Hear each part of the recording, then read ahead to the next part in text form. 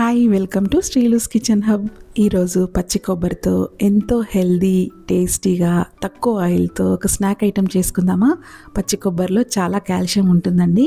So తప్పకుండా ఇది ఒకసారి ట్రై చేయండి. ఈ రెసిపీ కోసం నేను ఒక కొబ్బరికాయ మొత్తం కూడా తీసుకుంటున్నానండి. కొబ్బరినంతా చిన్న ముక్కలుగా కట్ చేసుకొని మిక్సీ జార్లో వేసేసుకోండి. తర్వాత 4-5 పచ్చిమిర్చి, 1 స్పూన్ కారం, 1 స్పూన్ సాల్ట్, కొన్ని అల్లం వెల్లుల్లి ముక్కలు, తర్వాత కొంచెం పసుపు, ఇందులోనే కొత్తిమీర, కరివేపాకు వేసేసుకొని మెత్తగా మిక్సీ పట్టేసుకోండి. ఇందులోనే కరివేపాకు, కొత్తిమీర వేయడం వల్ల పిల్లలు తర్వాత ఏరేయడానికి వాళ్ళకి ఛాన్స్ ఉండదు, తినేస్తారు చక్కగా. తర్వాత ఇదంతా ఒక మిక్సింగ్ బౌల్లోకి తీసుకొని బైండింగ్ కోసం కొద్దిగా శనగపిండి, కొద్దిగా బియ్యం పిండి వేస్తూ కలపాలన్నమాట. నేను 2 స్పూన్ల శనగపిండికి 1 స్పూన్ బియ్యం పిండి తీసుకున్నానండి.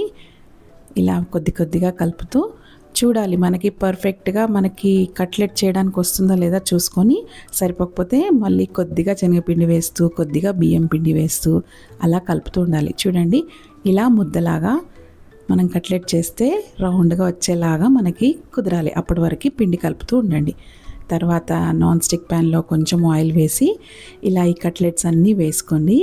ఒకవైపు కాల్చుకొని తర్వాత ఇంకోవైపు తిప్పుకొని ఇంకోవైపు కూడా సన్నటి సెగ మీద అంతా కాల్చుకోవాలి. మనం నూనె తక్కువ వేస్తాం కాబట్టి అలా అంటుకుపోతాయండి. సో జాగ్రత్తగా తీయండి. 2 వైపులా చక్కగా కాల్చుకున్న తర్వాత ఒక సర్వింగ్ ప్లేట్లోకి సర్వ్ చేసుకోండి. మన వేడి వేడి కొబ్బరి స్నాక్ ఐటెం రెడీ అయిపోయిందండి. ఇది ఎంతో టేస్టీగా ఉంటుంది, ఎంతో హెల్దీ కూడా. ఇందులో శనగపిండి కూడా ప్రోటీన్, మనకి కొబ్బరి కూడా చాలా కాల్షియం ఉంటుంది కాబట్టి ఇలా ఎప్పుడైనా మీ పిల్లలకి స్నాక్ ఐటెంగా చేసి ఇవ్వండి.